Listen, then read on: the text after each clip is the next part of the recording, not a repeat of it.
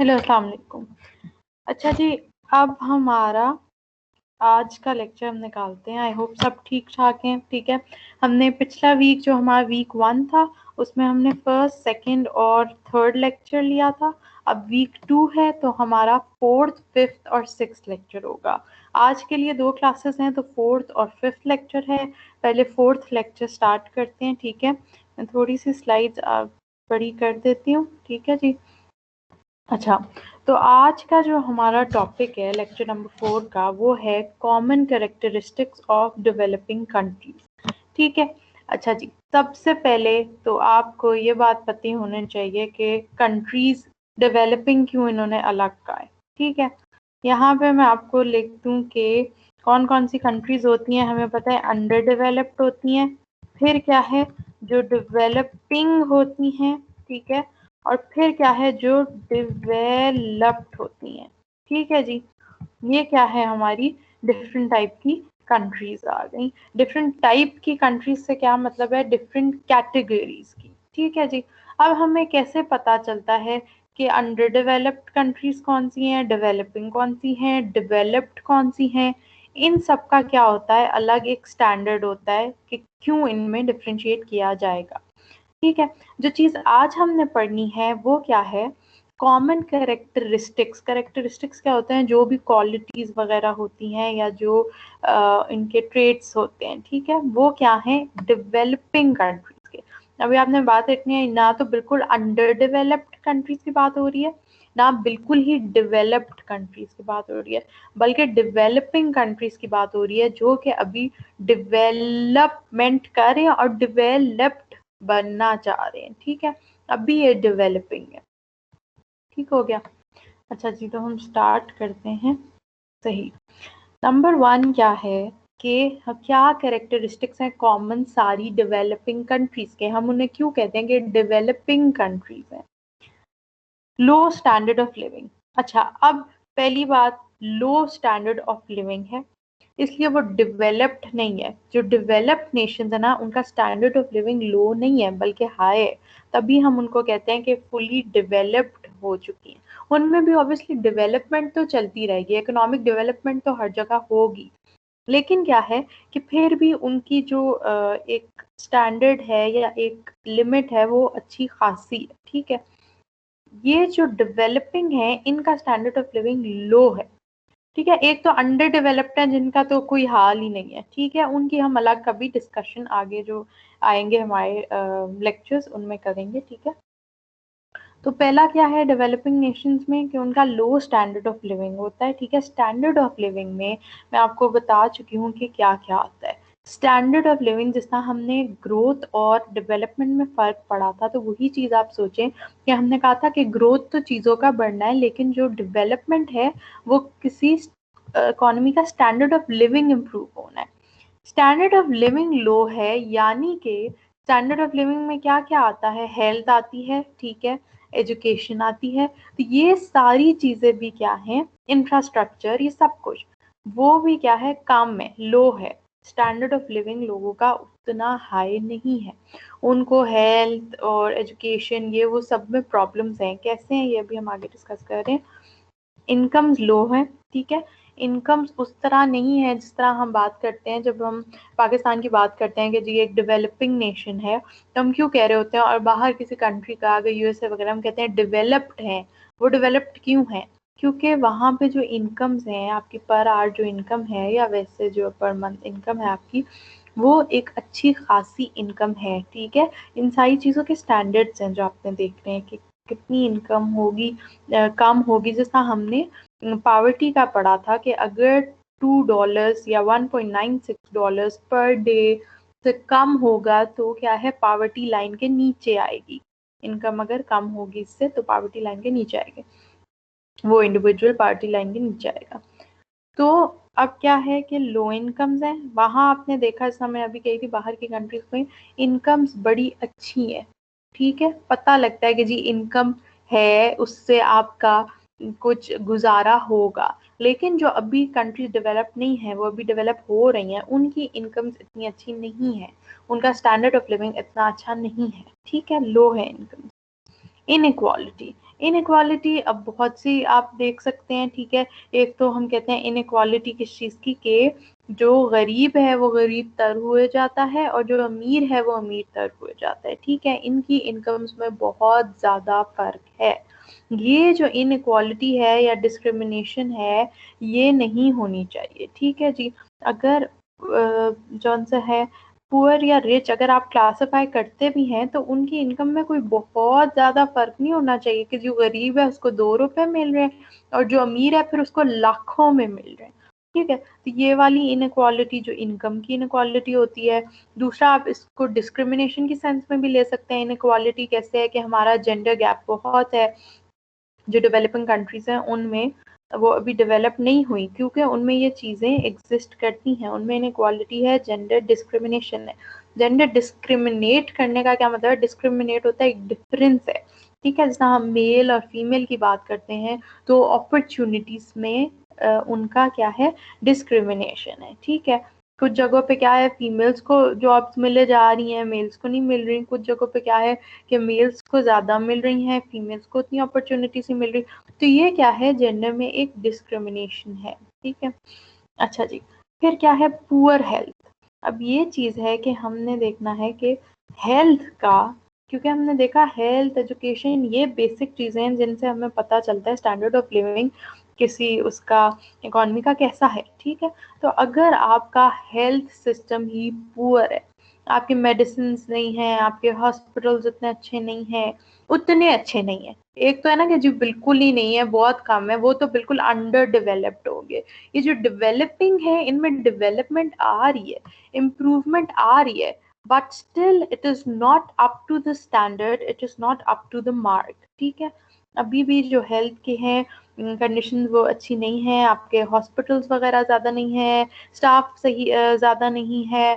दूसरा क्या है कि डेथ्स वगैरह ज़्यादा हो रही हैं, उस तरह जो जो बीमारियां हैं, डिजीज़ेस हैं, उनका इतना अच्छा इलाज नहीं हो रहा, ठीक है। तो क्या है, पुअर हेल्थ सिस्टम है। एंड इनएडिक्वेट एजुकेशन, एजुकेशन में क्या है कि आपका एजुकेशन उस तरह अच्छी नहीं है, स्टैंडर्ड की नहीं है, इम्प्रूवमेंट आ रही है, लेकिन क्या है कि अभी भी एजुकेशन, बहुत से जो लोग हैं वो एजुकेटेड नहीं हैं, ठीक है।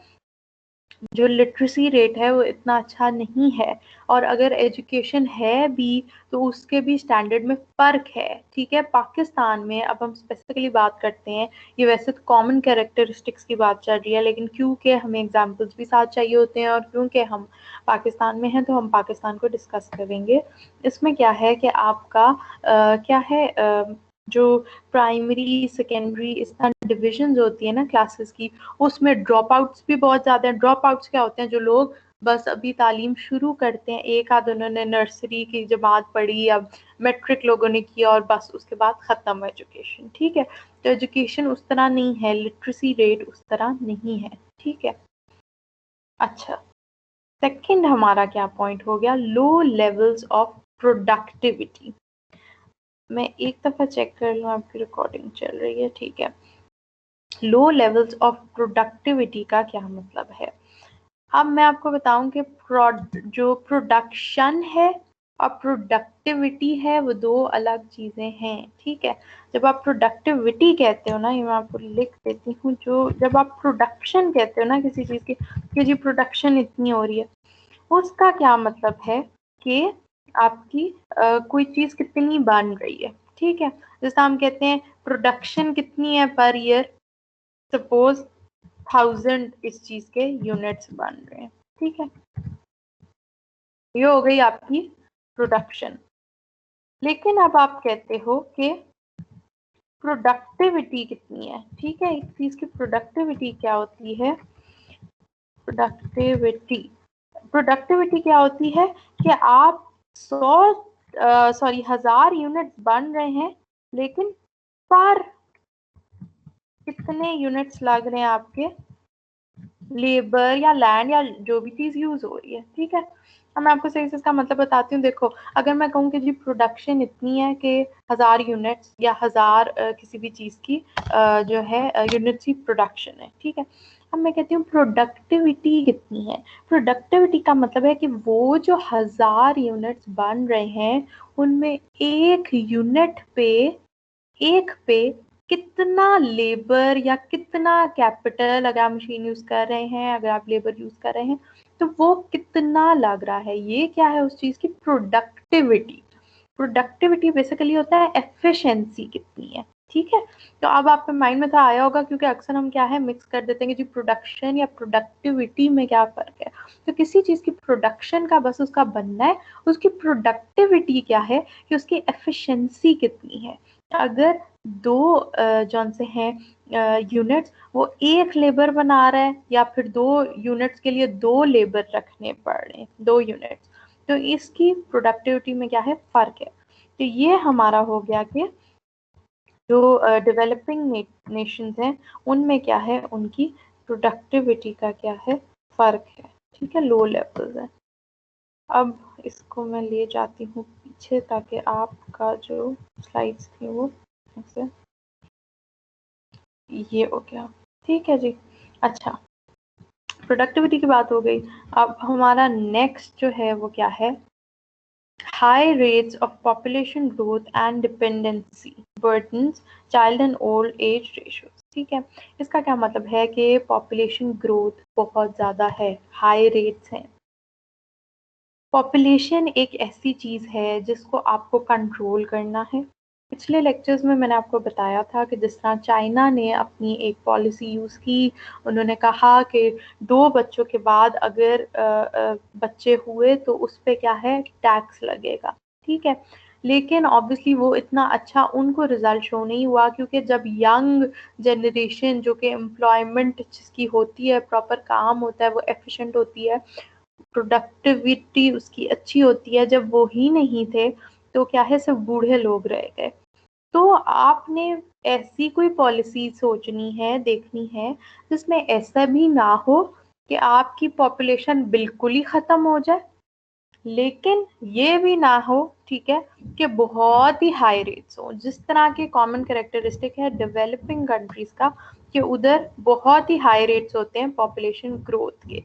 इसमें क्या होगा कि देखो ऑलरेडी आपको पता है कि आपकी हेल्थ इतनी अच्छी नहीं है, कंट्री की जो हेल्थ का मिलना है उस तरह, ठीक है, उसके लिए जो चीज़ें चाहिए वो अवेलेबल नहीं है, जो एजुकेशन है वो इतनी अच्छी नहीं है, इनकम्स इतनी अच्छी नहीं है, स्टैंडर्ड ऑफ लिविंग अच्छे नहीं है। तो जब आपके लो है सारा कुछ, तो अगर पॉपुलेशन बहुत ज़्यादा हो जाएगी तो मैनेज करना मुश्किल हो जाएगा। जब आपकी प्रोडक्शन इतनी अच्छी नहीं है, प्रोडक्टिविटी इतनी अच्छी नहीं है, तो क्या होगा, लोग तो भूख से मर जाएंगे, उनके पास खाना नहीं है, उनके पास हेल्थ की फैसिलिटीज नहीं है, उनके पास एजुकेशन नहीं है, इसके अलावा उनके पास बेसिक नेसेसिटीज नहीं है, ठीक है। ये चीज़ें तो जो बाद में आ जाती हैं, basic necessities like food, water, electricity, यही चीज़ें जब नहीं होंगी तो फिर कैसे इतने लोगों का गुजारा होगा, ठीक है। तो जो हाई रेट्स ऑफ पॉपुलेशन है वो होते हैं कहाँ पे, पॉपुलेशन ग्रोथ डेवलपिंग कंट्रीज में, जो कि एक डिफिकल्टी कॉज करते हैं, ठीक है। एंड डिपेंडेंसी बर्डन्स का क्या है कि जैसे जैसे पॉपुलेशन ज़्यादा हो रही है तो जो लोग डिपेंडेंट हैं, डिपेंडेंट क्या होता है, एक तो इंडिपेंडेंट होते हैं जिन्हें किसी की ज़रूरत नहीं है, वो खुद अपना सारा कुछ हैंडल कर सकते हैं, देख सकते हैं अपने जो भी प्रॉब्लम्स है। लेकिन लोग जो हैं कुछ वो क्या है डिपेंडेंट हैं, वो कौन से हैं डिपेंडेंट, यानी कि चिल्ड्रन, ठीक है। अब बच्चे तो खुद से नहीं कमा खा सकते ना, वो तो किसी पे डिपेंडेंट है, ठीक है। और जो ओल्ड एज के लोग हैं वो भी, ठीक है, वो एक्टिवली वो रिटायर हो चुके हैं, या तो जो भी उनका मतलब कि वो उस तरह एक्टिव नहीं है, पार्टिसिपेट नहीं कर सकते। तो जो ओल्ड एज के लोग हैं उन्हें भी कोई चाहिए जो उनको कमा के देगा और वो अपना जो बाकी की जिंदगी है वो गुजारेंगे, ठीक है। तो ये क्या है कि चाइल्ड एंड ओल्ड एज जो रेशियोज हैं वो डिपेंडेंसी बर्डन्स हैं, ठीक है। अब बर्डन का खुदा ना खासा कोई बहुत बुरा मतलब नहीं है कि जी बर्डन ही पड़ गया, जाहिर सी बात है आपके बच्चे हैं, आपने उन्हें पालना है, आपके कोई बड़े हैं उन्हें देखना है। लेकिन क्या है कि एक बर्डन इस लिहाज से हो जाता है कि क्योंकि ऑलरेडी हमारी जो कंट्री है उसमें लो इनकम्स वगैरह हैं, तो क्या होता है कि हर इतने ज़्यादा जब पॉपुलेशन ज़्यादा पे ज़्यादा हुए जा रही है, तो अगर एक फैमिली में 2 लोग हों तो चलो फिर उनको थोड़ा देखा जा सकता है, लेकिन जहाँ पे 7-7, 8-8 फैमिली मेंबर्स हैं, एक बंदा सिर्फ अर्न कर रहा है और उसकी भी इनकम इतनी ज़्यादा नहीं है, वहाँ पे हम क्या देखते हैं कि बर्डन हो जाता है। डिपेंडेंसी क्या है? बर्डन है। तो इसलिए ये क्या है हमारी है low standard living, incomes, poor health, education inadequate है, low levels of productivity, high rates population growth के हैं, बर्डन डिपेंडेंसी का ज़्यादा है। ये सब क्या है? हमारे कॉमन कैरेक्टरिस्टिक्स हैं किस चीज़ के? डेवलपिंग कंट्रीज के। ठीक है जी। अच्छा, अब हम आगे चलते हैं, बस थोड़े से हैं, ये हो जाएंगे अभी खत्म। अच्छा, फोर्थ क्या है? High and rising levels of unemployment and under employment. ठीक है, अब यहाँ पे क्या है, इसका क्या मतलब है? जो डेवलपिंग कंट्रीज हैं उनमें जो अनएम्प्लॉयमेंट है और अंडर एम्प्लॉयमेंट है, उसके हाई और राइजिंग लेवल्स हैं।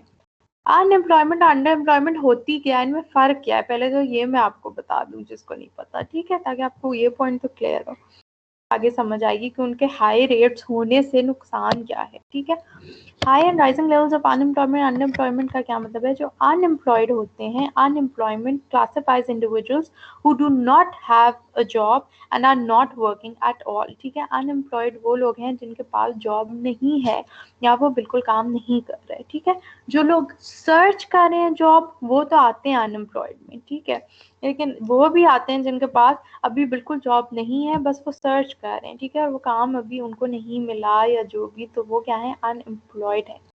अंडर एम्प्लॉयड कौन है? Underemployed is more comprehensive, counting individuals whose current job is inadequate. That would include, for instance, lower paid jobs or not enough hours.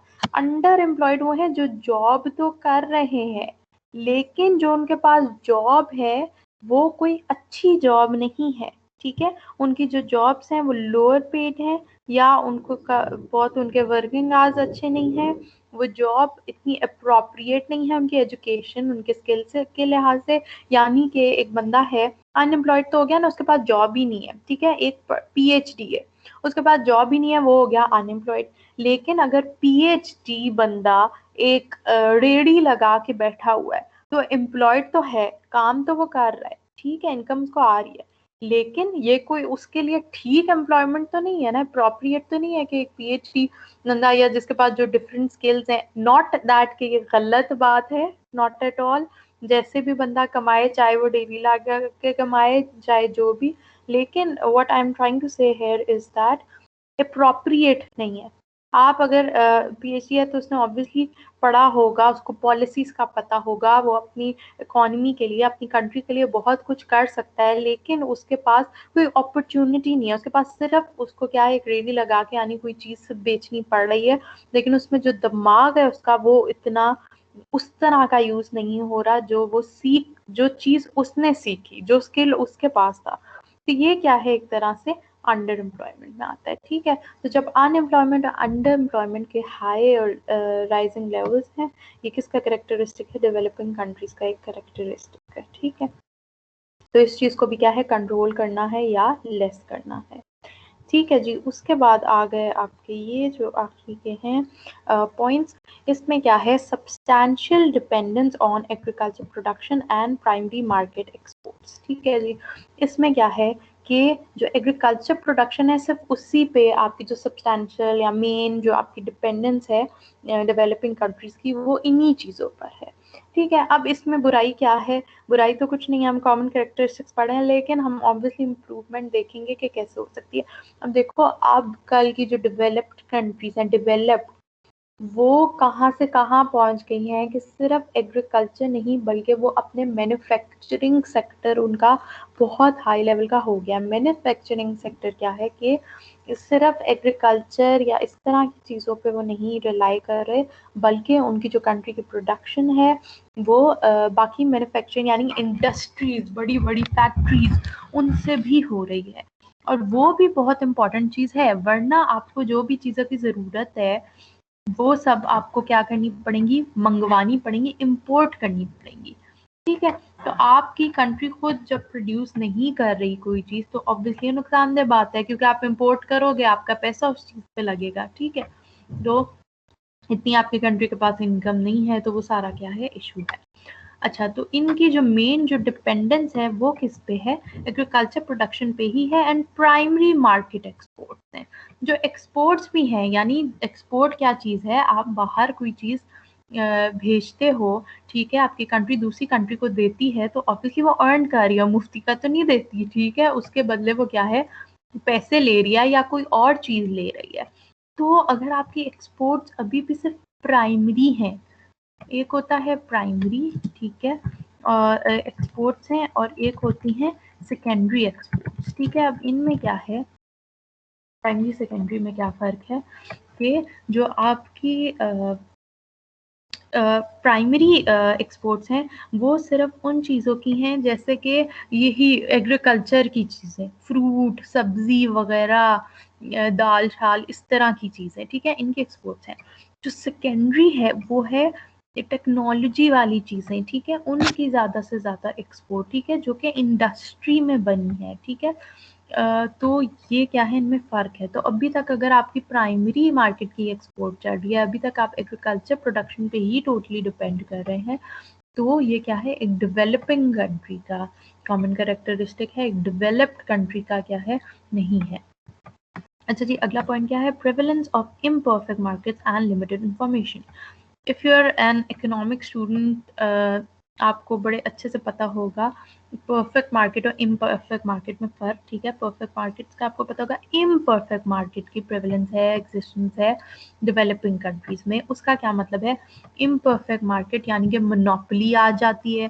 ठीक है, which is obviously not good. Monopoly में क्या होता है, एक ही क्या है, जो आपकी फर्म वगैरह है वो ही सारा कुछ क्या कर रही है, इंडस्ट्री है वो ही क्या कुछ हैंडल कर रही है। ठीक है, और किसी के पास कोई प्राइस मेकिंग डिसीजन नहीं है या कुछ भी नहीं है प्रोडक्शन का। ठीक है, तो ये मोनोपोली वगैरह इस तरह की चीज़ें सारी इम्परफेक्ट मार्केट में आ जाती हैं। और लिमिटेड इंफॉर्मेशन है, लिमिटेड इंफॉर्मेशन है, तो ये डेवलप्ड कंट्री क्यों नहीं है, डेवलपिंग क्यों है, क्योंकि ऑब्वियसली जो डेवलप्ड कंट्रीज है उनमें ट्रांसपेरेंसी है। ठीक है, उसका क्या मतलब है कि सारा कुछ ट्रांसपेरेंट है, जो भी हो रहा है लोगों के पास प्रॉपर इंफॉर्मेशन है। ऐसा नहीं है कि लैक ऑफ इंफॉर्मेशन है, किसी को कुछ पता ही नहीं है कि क्या चीज़ क्या हो रहा है, उनके राइट्स क्या हैं, और सारा कुछ इसमें इंक्लूड हो जाता है। ठीक है, तो आपके पास चीज़ों की प्राइसेस की और सारा कुछ आपके पास एक लिमिटेड इंफॉर्मेशन है। ठीक है, नेक्स्ट क्या है, dominance, dependence and vulnerability in international relations. जो डेवलपिंग कंट्रीज है ना, वो क्या है, उन पे डोमिनेंस है किस चीज़ की, वो अंडर आती है। डोमिनेंट क्या होता है, जो किसी चीज़ पर हावी होता है, जो कि इंटरनेशनल कंट्रीज हैं या अच्छी कंट्रीज हैं, वो हावी हैं किस पे, जो अभी थोड़ी कम डेवलप्ड है। ठीक है, जो डेवलपिंग है, तो ये क्या है कि उनका इतना अच्छा ऑब्वियसली इम्प्रेशन क्या, उनका इतने अच्छे अभी हालात नहीं है कि वो किसी कंट्री के ऊपर डोमिनेट करें, बल्कि उनके ऊपर रूल हो रहा है एक तरह का। ठीक है, वो डिपेंड करती हैं, जो अकेले सर्वाइव नहीं कर सकती डेवलपिंग कंट्रीज, उन्हें डेवलप्ड कंट्री से एड चाहिए, मदद चाहिए, कुछ ना कुछ इस तरह। ठीक है, तो वो उन पर डिपेंड करती हैं। वल्नरेबिलिटी का क्या मतलब होता है, वल्नरेबल का मतलब होता है सेंसिटिव। ठीक है, हम कहते हैं बंदा बहुत वल्नरेबल है, यानी कि बहुत ही सेंसिटिव, बहुत ही इमोशनल, और जो कि आसानी से हर्ट हो सकता है। तो वल्नरेबल का मतलब यही है कि हमारी जो कंट्रीज हैं डेवलपिंग, उनका ये कैरेक्टरिस्टिक क्यों है वल्नरेबल होना, क्योंकि वो सेंसिटिव है। उन्हें कोई भी खुदा न खास्ता नेचुरल डिजास्टर भी हुआ, कोई इंटरनेशनल रिलेशंस का, कोई बाहर की कंट्री से उन्हें कोई हल्का सा नुकसान पहुंचा, तो उनका बहुत बड़ा, वो सेंसिटिव है। ऐसा नहीं है कि वो बहुत इजीली आगे से मुकाबला कर लेंगी, उनका बहुत ज़्यादा उस पर इनकम लगेगी या जो भी चीज़ें लगेंगी, पैसा चाहिए होगा अपने डिफेंस के लिए, और एक अच्छे खासी क्या है, प्लानिंग चाहिए होती है, इंफ्रास्ट्रक्चर चाहिए होता है। ये सारी चीज़ें क्या हैं, आपकी करेक्टरिस्टिक्स थी, कॉमन करेक्टरिस्टिक्स किस चीज़ की, डेवलपिंग कंट्रीज़ की। ठीक है जी, तो ये अब आपको किसी को कुछ समझ ना आए तो आपने हमसे पूछ लेना है। हमने इसमें क्या क्या पढ़ा है, स्टैंडर्ड ऑफ लिविंग का, प्रोडक्टिविटी का, पॉपुलेशन के बारे में, जो अनएम्प्लॉयमेंट या अंडर एम्प्लॉयमेंट है, फिर एग्रीकल्चर प्रोडक्शन या प्राइमरी मार्केट एक्सपोर्ट्स हैं, इम्परफेक्ट मार्केट्स हैं, लिमिटेड इंफॉर्मेशन है, डिपेंडेंस है किस चीज़ पे, इंटरनेशनल रिलेशंस पे। ठीक है जी, मतलब कि एक इकॉनमी खुद इंटरनेशनल रिलेशंस यानी इकॉनमी खुद इतना अच्छा नहीं कुछ कर सक रही, उससे बाहर से इंपोर्ट भी चाहिए और क्या है, डिपेंड करती है दूसरी कंट्रीज पे। तो ये क्या है, डेवलपिंग कंट्रीज के करेक्टरिस्टिक्स हैं। ठीक है जी, थैंक यू सो मच। अब आपका लेक्चर नंबर 5 साथ ही हो जाएगा अपलोड, और आपको कुछ समझ नहीं आया तो ज़रूर पूछ लें। Thank you very much. अल्लाह हाफ़िज़।